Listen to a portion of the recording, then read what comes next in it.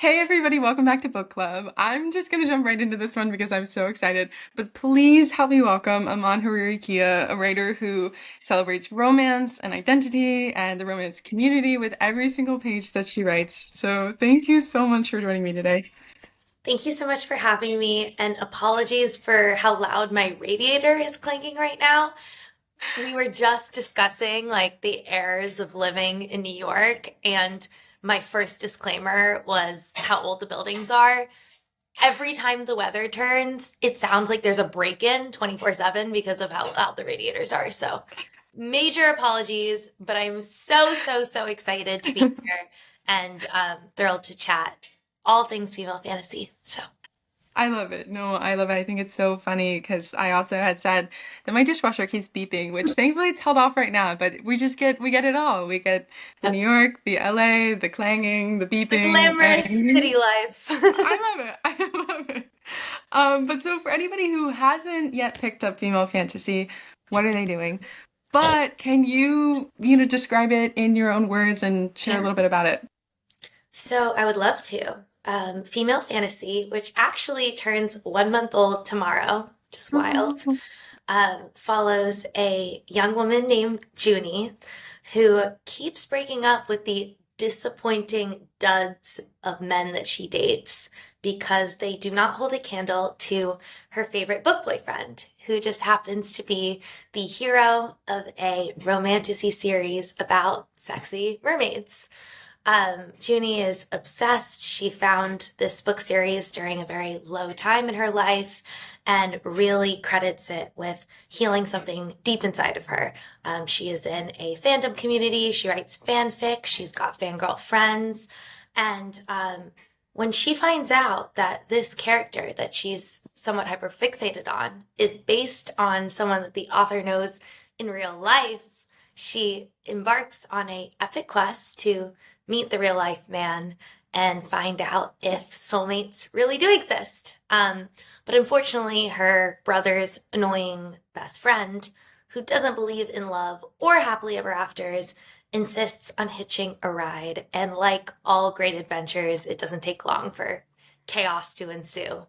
So while they're met with trials and tribulations, Junie has to use skills that she has learned from reading romance in order to fight her way to happily ever after. And I will say that the most fun, in my opinion, part of this book is that interspersed with this contemporary rom-com are excerpts of a parody romantasy, the romantasy series that she loves. So the two storylines, the two different love stories, are very much in conversation with each other. Events that transpire in the romantasy impact actions taken and decisions made in the contemporary. So when you pick up female fantasy, you can really expect two stories in one. 50% a campy mer romantasy, 50% this like totally fun, wild contemporary rom-com, and 100% like a fully heartfelt love letter to romance readers, to genre, and to fandom. I love it. That's perfect. I would not expect it not to be, but I was just like, yes. You called it a love letter to romance readers and to the romance community, and I really felt that reading it. Can you talk to me a little bit about what you wanted to honor or highlight in romance as a genre? Yeah, absolutely. So, part of the reason that I wanted to write this book was because I've been a romance reader my entire life. I grew up really with a foot in two different worlds, being like a first generation Middle Eastern American. I never felt like Iranian enough to be considered fully Middle Eastern, never felt Western enough to be considered fully American. And during this time, I really turned to like two sources to teach me how to be a teenager. And those two sources were print magazines and young adult romance novels. Um, and although I really felt like these novels not only like healed something inside of me, but gave me hope that things would get better. I was very quickly met with judgment and dismissal from especially the adults in my life who told me that the books that I liked to read were trivial, they were unserious, they were chick lit, they were trashy, and encouraged me to pick up something more academic. And oftentimes either written from the perspective or starring a man. And although I was feeling like a little bit guilty and ashamed of my reading habits, I am nothing if not someone who doesn't love to double down. So I continued to read romance, everything I could get my hands on, and that remains true to this day. One of my favorite things about the romance genre is how vast and wide and overreaching the umbrella is. So, fluffy rom-coms, dark erotic romances, historical romance, monster romance, paranormal romance, romantasy. And all of these characters, these storylines really started to inform my own relationship with love and dating and relationships and sex. And then fast forward, I was working as a full-time sex and relationships editor. I've been a writer professionally pretty much my entire adult life, but I worked in the journalism world for 10 years before starting to write fiction full-time. And I'm working as a sex and relationships editor. I'm loving the work I do. I oversee everything from yes, sex, dating apps, singledom, relationship advice, but also sexuality, gender identity, sexual health, sex education. And I come across this stat that I reference in the author's note of my book that states that only 19 states in the United States states one more time, mandate that medically accurate sex education be taught in schools. And that stat is now outdated because sex ed is being defunded on a systemic level, as we speak. And, that's of the states that are mandating sex education at all. So many states don't require any sex education, or worse, not worse, but in some ways, even more misguided, do teach sex education, but from an abstinence only POV, which data shows in many ways does the opposite, can encourage really unhealthy and unsafe sex practices. And I had this sort of eureka moment because one of the things that I can get on my soapbox and talk about till the crows come home is that so much of the power imbalances that exist in different systemic organizations in the United States can all be traced back to sex ed. Because when we're young, it is very easy for straight cisgendered men to learn and gain access to information about how to have sex to completion because we're taught about penetrative sex and risk of pregnancy through popular media, and that's it. So that means that young men are able to not only feel empowered through their ability to seek out sex and explore sex and their sex especially, but also form community around it. So that's where locker room talk comes from. That's where joking about jacking off comes from. That's where, I don't know, talking about what kind of porn you like to watch, or joking about the Instagram models on your explore page. That's where all that comes from. And at the same time that this is happening and their power is growing, their collective power is growing because of this community building, women and marginalized people are feeling ashamed and confused because they're also experiencing all these changes and urges in their bodies and in their minds, but they don't have access to information about what's happening, and they're afraid to speak out because they don't want to be labeled too interested in sex. And that's where slut shaming is derived from, the pointing of the finger to separate yourself from having an exorbitant interest in sex. And it's only when people do leave the home that they're able to freely look to outward sources for information about what's happening in their bodies and to try to take parts of that power back for themselves. But the two main sources that women and marginalized people have always turned to learn about love, sex, relationship, boundaries, communication, consent have always been one, magazines, and two, and this is the main one, romance. Always. And I'm talking about like the biblical texts, bodice rippers, Harlequin romance novels, but also diary entries, letters. This is like a centuries old practice. You know, romance written by women for women in the female gaze. But because of what I experienced as a young girl and what so many romance readers have experienced for generations, this culture of shame, guilt, embarrassment, and finger pointing, that power, that methodology was being contained. It was being siloed. It was in many ways being like pushed to the margins because of this understanding, this patriarchal understanding that if women were to learn more about their body's wants and needs, the power imbalances would start to shift and even out.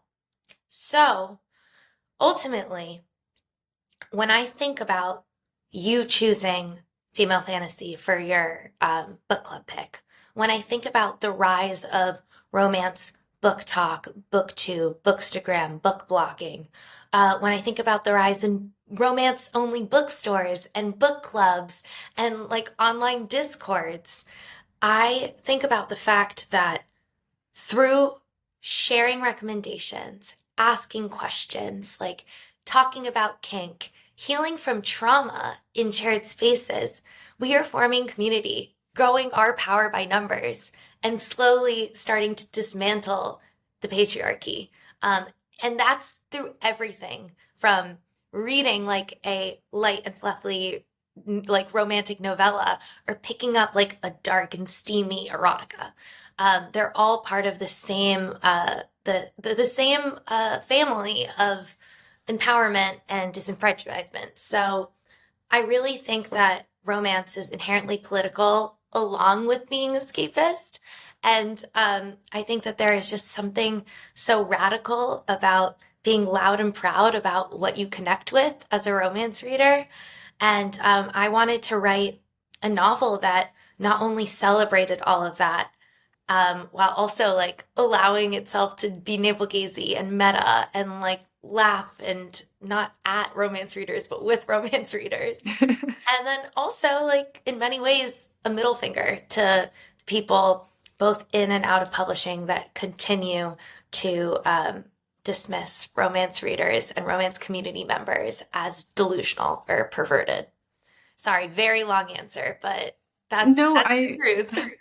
no, I think it's so powerful and just really beautiful. And I agree with everything that you're saying. And I think that your book specifically is such a really cool just celebration of romance and the community that it brings and all the things that you were saying. And I think that this is a book that I would recommend to anybody. And I love that along the way, and it's like I don't want to spoil anything, but how Nico, this grumpy guy really embraces romance and starts to learn and understand what it means to Junie. And so I was curious though, while you were sharing all this, were there any lines or scenes that you knew from the very beginning had to be in this book? No matter what draft you were on, you were like, this is really important that I want this here.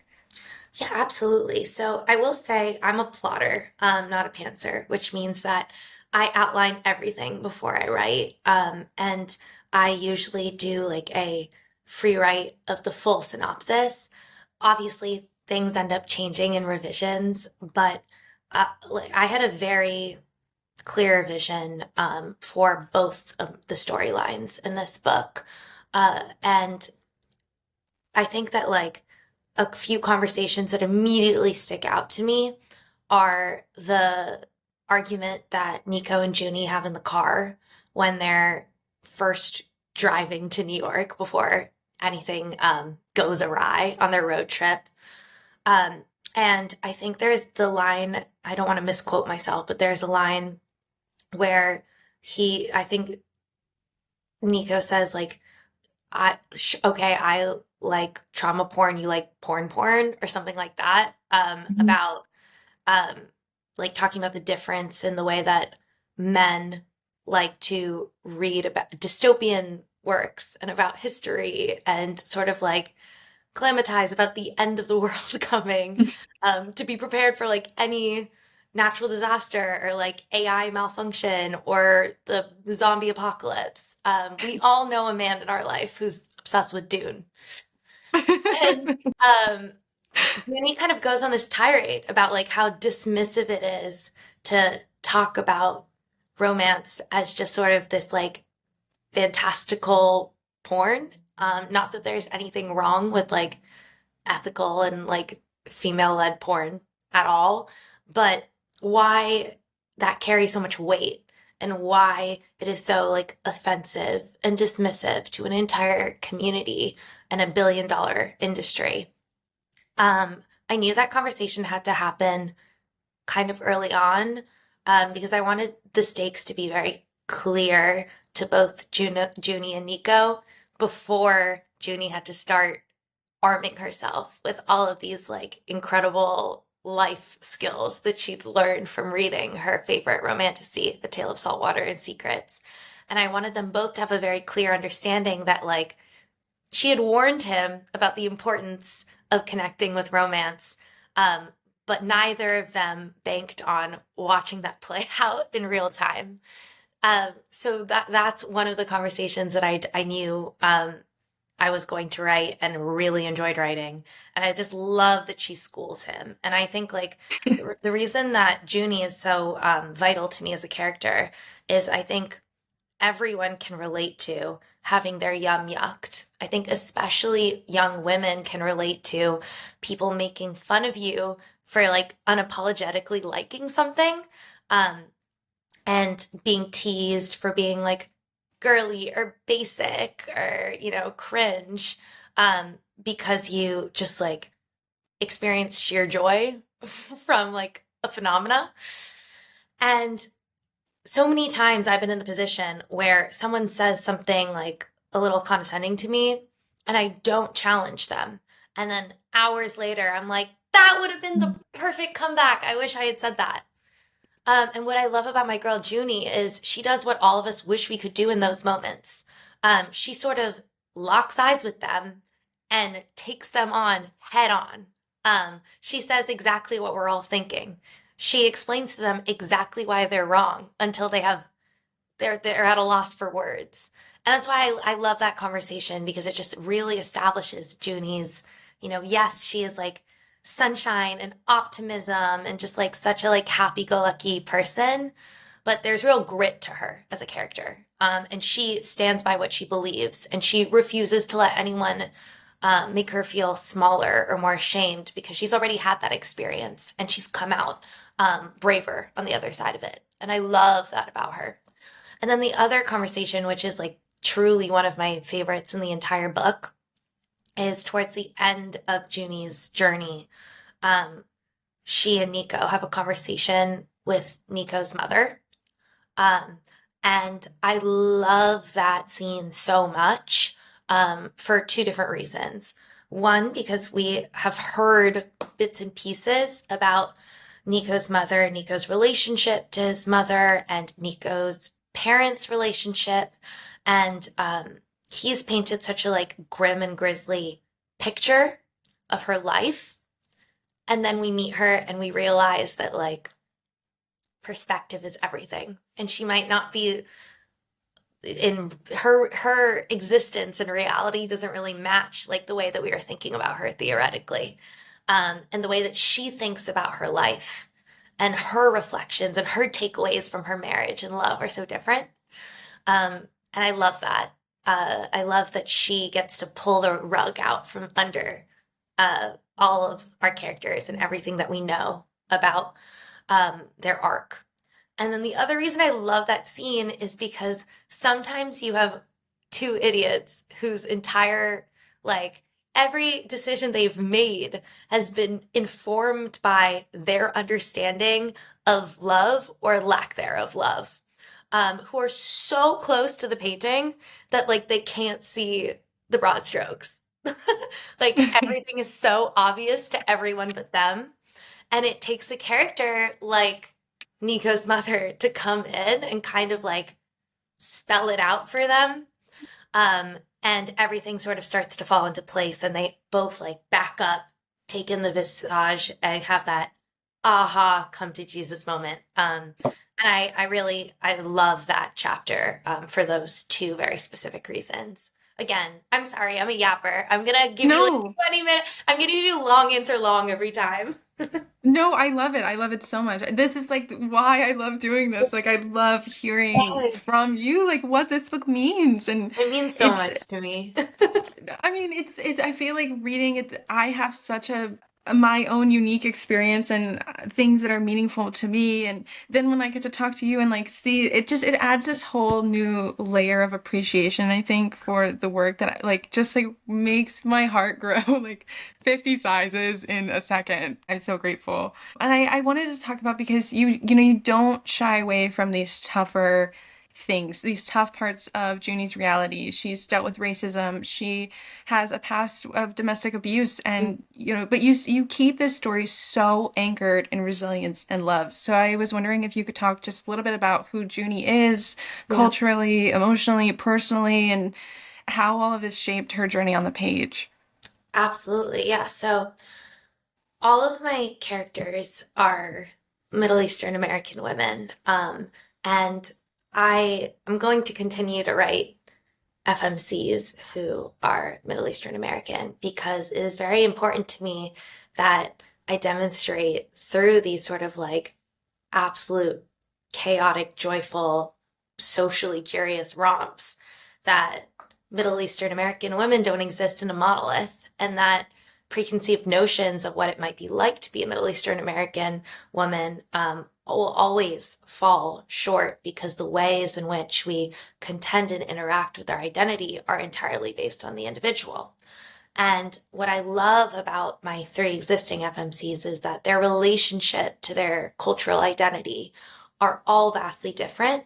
And their stories aren't necessarily like predicated on their identities, but they carry their identity with them in every decision and conversation and action they take. So I think, like, as a Middle Eastern American woman myself, that's very much been my experience with identity. You know, like, I don't say to myself, what will I have for breakfast as a Middle Eastern American woman? But when you are othered for like so much of your life, you carry that with you and it impacts the way that you move throughout the world organically. So I think like for Junie, what that means is that she is a young woman who grew up in a pretty like small town with not a lot of diversity. Um, she has a wonderful relationship to her brother.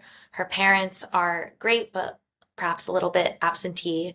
And she very much had to sort of world build her own character from a young age. And the way that she was able to world build her own character was through this attachment to the concept of happily ever after, to this attachment to love stories, to the idea that like love will prevail against all odds and that there's like happiness at the end of the road for everyone. Um, However, this is constantly challenged throughout her life. You know, 9/11 happens when she's very young, and she has to sort of contend with the reactions from her peers. She starts to be like categorized in ways that she had never expected or thought against her wills. She gets met with like jokes about terrorism and just like everything from small microaggressions to like flat out racism from people she trusts. And even that, while like damning, is not enough to turn her away from her optimism. If anything, she starts to cling to it as a coping mechanism. Um, she's clinging to this idea that, okay, you know, people can hurt me all they want, but I know that there's like love out there for me, and that's going to be my North Star. And I think like oftentimes who can say that they haven't had to do that? Like, isn't that what faith truly is? This idea that there's like something greater in the works, that can be our salvation when things get dark.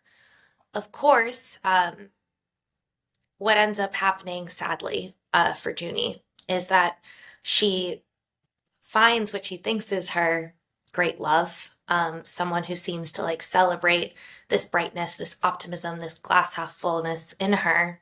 And unfortunately, it's someone who sees that and takes advantage of her trusting nature and her desire to believe that like love will conquer all. She starts to like assimilate pretty heavily, not only into like American society, but his world. He starts to control, what she eats, how she dresses, how she talks.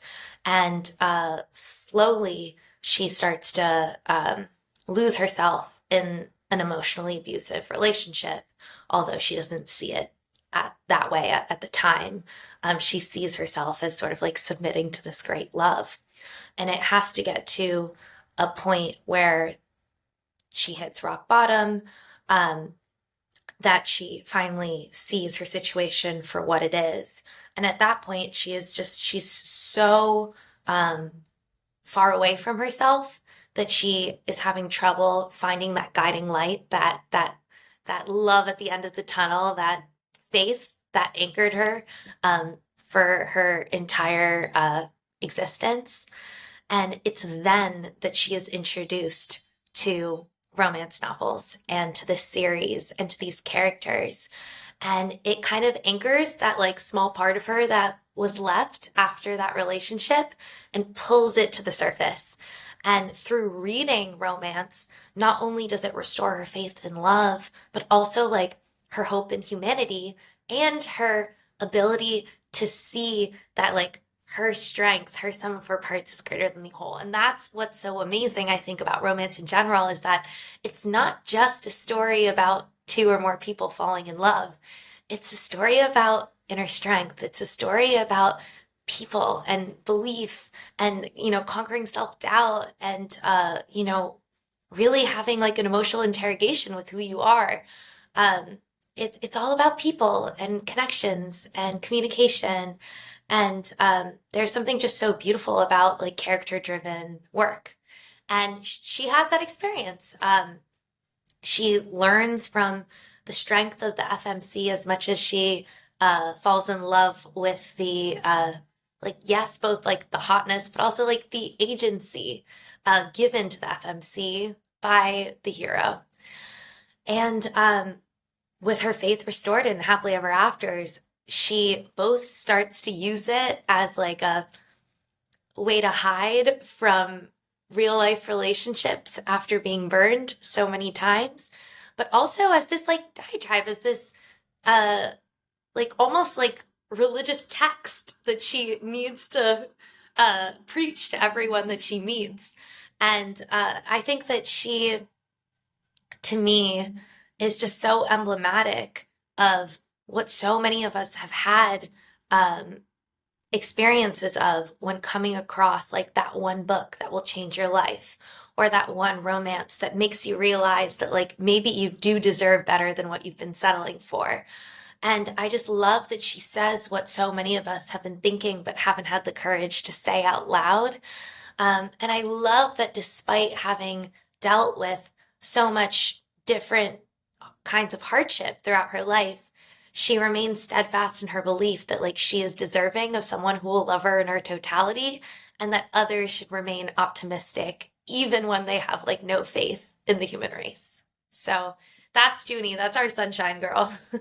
Yeah, and thank you so much for sharing that. I think she is just such a fantastic, she's such a layered, unique individual that I fell in love with her and I was rooting for her the whole time. And I was so excited to just go along this journey with her. And I wanted to talk about, because it's such a big part of the book as well, is, the book within a book format. I was curious what the Romantasy, A Tale of Salt Water and Secrets, that part of the process looked like for you. And I mean, I kind of feel like, did you write two separate books and then weave them together? And the way that they complimented each other. I mean, I want to hear about this. So I'll be real with you. I have never had more fun than when I was writing A Tale of Saltwater and Secrets.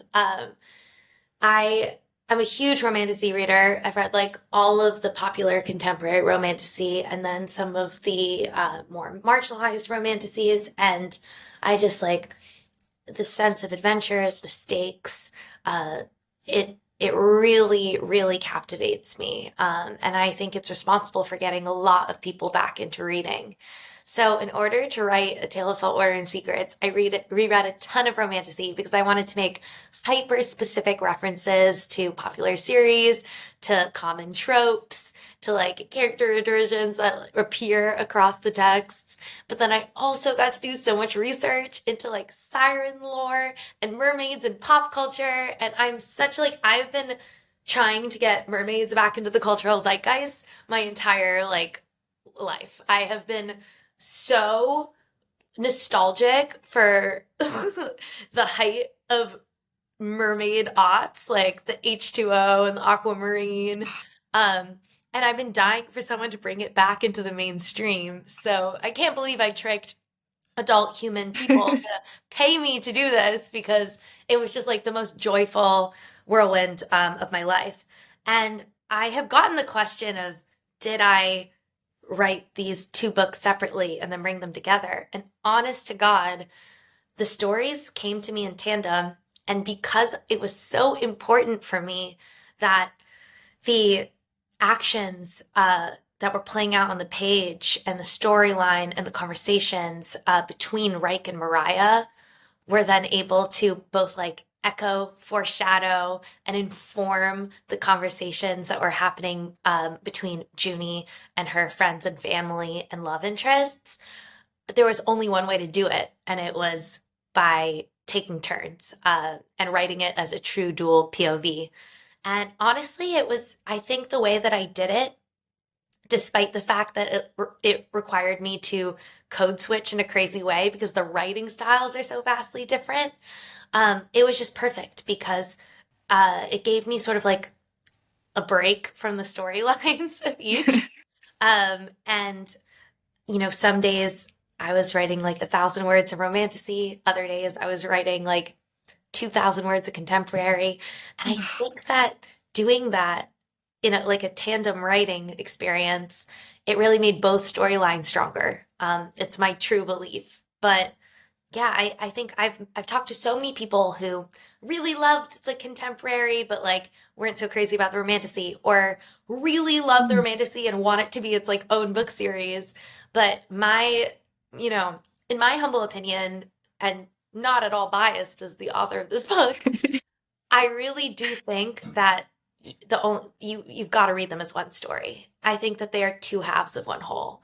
I think that the ways in which they are interwoven and then come together at the end to really make like one big one big masterpiece is so special. That said, if anyone wants to write A Tale of Saltwater and Secrets fan fiction or send me fan art, I am so, I swear to God, I will like retire if someone writes on AO3 about Addis. Like that's my dream because you know I've been, you know I've been on that site. Oh my gosh, I'm gonna be looking out for it because I would love, love, love to read. I love what you did with it. I can't say that enough. I absolutely adored this book. I wanted to go back because you have this really great line, and I had bookmarked it, and I think I unbookmarked it by accident. But anyway, it was about how it's something along the lines of, a good writer knows that every plotter gets pants by their characters at least once. Yeah. So, did you find that to be the case? Okay, thank you for referencing that because that is actually something that I say all the time. I get pants by my characters all the time, truly all the time. And yes, definitely. That's actually happening to me right now. I'm in edits for my fourth book, and um, the MMC of my fourth book is just not who I envisioned him to be when I first sat down Mm. to write. And I think the person he ended up as is just like even more perfect. Sometimes you just surprise yourself with how the chemistry plays out. But in female fantasy specifically, I was very much pantsed by Nico's involvement. I don't want to spoil anything, but um, there are a lot of different subgenres of romance and tropes referenced in this book. One of the most popular subgenres of romance is mafia romance. And there is a mafia subplot in this book, which, in my opinion, is just like very funny and campy. And Nico's connection to the mafia very much surprised me. I pictured him as like very, very like squeaky clean and way too much of a like rule follower to ever do something so scandalous. But then I realized that despite not believing in love, there's very little he wouldn't do for the people that he loves. So that was something that really surprised me. And now like I can't imagine any other way. And I love to think about him like leaving Mohegan Sun pockets empty in tears, being like, fuck my life. I'm gonna like I'm never I'm never entering another casino again. Um yeah, that's one thing. For good reason. For good reason. Yeah. Do you feel like that balance between the structure and surprise in your writing kind of mirrors how you think about love or creativity in general?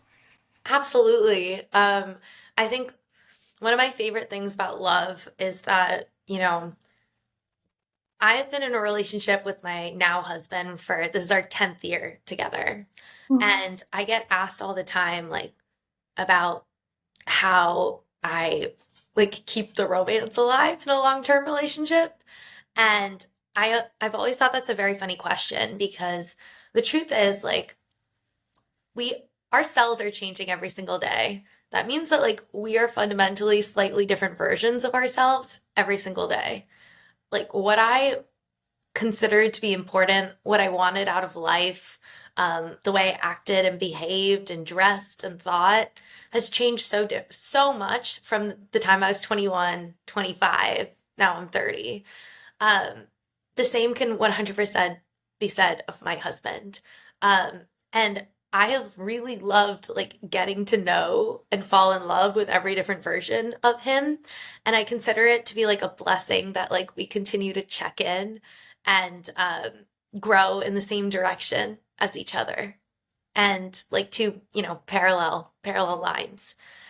And I really think like when you're with someone for a long time, you're not in a relationship with the same person. You are in a relationship with like hundreds of different versions and iterations of that person. And in that way, love is so exciting because it's ever evolving and it's constantly reinventing itself. And I love being surprised by love, and I love being surprised by like the person that I am tomorrow and all the tomorrows after that. And I feel like Matthew, my partner, like would say the same of me. And I mean, what what is the creative process if not like constantly like sweeping you off your feet and rewriting the rules? Every time I finish writing a book, I have two thoughts. One, like, thank God that's over. And two, I'm never going to be able to do that again. And it's not even necessarily like the mechanics of writing that I think I won't be able to do again, but that spark, that capturing of lighting in the bottle, the idea where you're like, I need to stop everything and write this down. It comes so spontaneously for me that every time I I finish a draft, I think, oh God, what if that was the last time? And every single time I am surprised. And it's both terrifying and exhilarating, constantly being strapped to your own creativity like that and to rely on your ability. Like, if you think about what being a full time author means, you are basically being paid to imagine things. You are being paid to use your imagination, to sit around and like, dream up something incredible. And relying on your own creativity, imagination, like sort of like childlike wonder like that, is both like a very surprising gift and can be a little bit like isolating and scary because you're a one woman, you're a one woman machine. Um, but yeah, I mean, I think it's very important to like give yourself grace and remember that like nothing is stagnant, or finite. And I think that that's, in many ways, like what life is all about. I think that that's why like time is so incredible. Uh, you know, I love that we're put on this planet and then constantly met with like new experiences, over and over again. We're like born anew. And that thought excites me. Me too. No, I totally understand that. And yeah, I feel like I could yap with you all day, so I keep trying to like condense my responses because I just want to hear more about you in this book. Right. But I feel like as a creative, I totally understand where it's like that feeling of this is really surprising and really great, but can I do that again? Like, oh my gosh, wait, the discovery process of it all is just so fascinating to me. So there's also a prophecy that you wrote into the book, that I thought was so fun. And I wanted to know if that kind of came to you early, or if you built the book around it, or if it showed up a little bit later and you went back to weave it in. What came first? No, I write very linearly. So like when I say the entire synopsis came to me, it came to me start to finish. Mm. Pretty much in the format that it exists now, with the exception of like some of the subplots had to be rewritten or changed or further developed. I knew because again, like this is like a tongue-in-cheek wink and nod, Easter egg filled book for lovers of romantasy that we had to have a prophecy. And I knew that it was going to be delivered on the train, and I knew that the only people that could help decode it were fangirls. um, what did change though was the specifics of the prophecy. I had to like tweak and change and edit the prophecy based on like changes that I made to the subplots. Um, and also like keeping track of the prophecy and the signs was really funny. I had to keep like returning to the text of the prophecy and make sure the prophecy came to pass. But no, there was always going to be a prophecy, and I have to credit my like with the most reverent respect fantasy romance authors. Like I just love that they can juggle so many pieces of this like complicated web in their brains. And every time I come across a prophecy in a fantasy romance, I'm like, oh God, we're fucking in for it. Like it's something so wrong. Yeah. So no, I love that. And yeah, I love how seriously they take the prophecy. I love how confused Nico is. I do too. That was one of my favorite parts, and I think that's why I said Junie is so unique, only because I feel like her like optimism and her Yeah, hope and that energy that she brings to every single situation yeah, is just like something so like I've never read anything like that before, and I loved it. And I feel like I'm a pretty optimistic person, but it made me be like, well, if I was sitting on a train and someone came up to me and gave me this prophecy, how would I react? Like, would I dive in? And now I feel like I would. I yeah, totally would with my friends. And it was such a fun addition. So that's I wanted to ask about it because yeah, I also reading it was like, oh man, like there's a lot of pieces to this. yeah. Like How how are we would gonna bring this together? yeah, Someone. no, brilliantly is how you did. But I can't believe I feel like I really could talk to you forever. I have one more question, but is there anything else that you want to share about this book or your process or just anything that I haven't asked you? Oh my gosh. Well, I already talked about bringing mermaids back into the cultural zeitgeist. I already talked about how sex education is the root of all problems in American society. Those are like my two biggest passions in life. Um, yeah, I think like what I will say is I and I know this sounds like what someone who's trying to sell a lot of copies of their books would say, but I swear to God, I'm coming from an earnest place. I think that this is a great book to recommend to both mega fans of romance and people who don't consider themselves romance readers. Because if you are a mega fan of romance, you will read it and feel like celebrated and included. And if you are a critic of romance, I think that you will read it and find yourself met with like a pretty compelling argument for at least the like significance and the importance of why romance should and will continue to exist. So, if you have someone in your life that you're trying to convince about the validity of romance, I think this is like a great place for them to start. And if you yourself have experienced this sort of like condescension and guilt and shame around loving romance as a genre, and also just like loving what you love, being a fangirl, I think that this book is something that you'll really connect with, at least the message of. Absolutely. No, I love it. And it is something I feel like I'm going to recommend to everyone in my life, and have been because it's just that. It really is a book for everyone and I love it. I love it. Okay, just for fun, I love asking writers this recently. Is there a word or a phrase that you know you kind of overuse, Oh but my, you secretly love it and you're going to keep doing it anyway? oh my God, so many. Um, like it's a lot of descriptors. Um, like throat worked or like like the word blink I use like way too much. Mhm. Um, I oh my gosh, I wish I had like more specifics, but like when I or like and I fight the urge to or I suppress oh my God, when I'm going through a I draft, love them like though.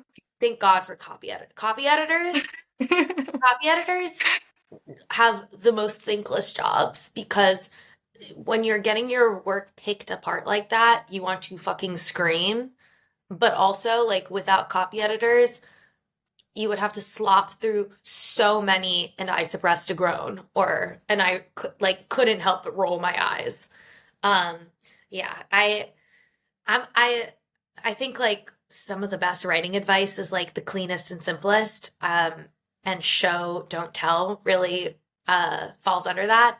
And whenever I'm editing, I have to go through and cut down the amount of telling that I do with those descriptors. Um, but I think it's just like it's instinctual to want readers to know how our characters are feeling, but that's none of our business. They need to discern that for themselves. That's a great question. And it makes me, I'm Oh, like thanks. thinking, I'm feeling like annoyed with myself as I think about it. Oh my gosh, no, you can always like let me know later and I'll add it in somewhere. I'll be like, wait, this one too. But I feel like I love Blinked. It was, I noticed it not in like it bumped me way, but I noticed that I think Junie had said like I blinked up at him or something. And I was like, Yep. I don't know if I've heard that before. I love that. I say And I blinked a would use lot. it I would use it all the time. Like I would argue more. I'd be like, more, give me more blinking. No, I love it. It was, Thank oh you. my gosh. Okay, more No, thank blinking. you. Fine. You're like, perfect. You got it. But I can't tell you enough how much I appreciate you hopping on to talk with me today and just joining me for such a wonderful conversation. I appreciate you so much. And I just had, this was so fun and Ah, thank thank you. you. No, I'm so grateful. I had the best time chatting with you. Let me know if there's anything else you need from me after this.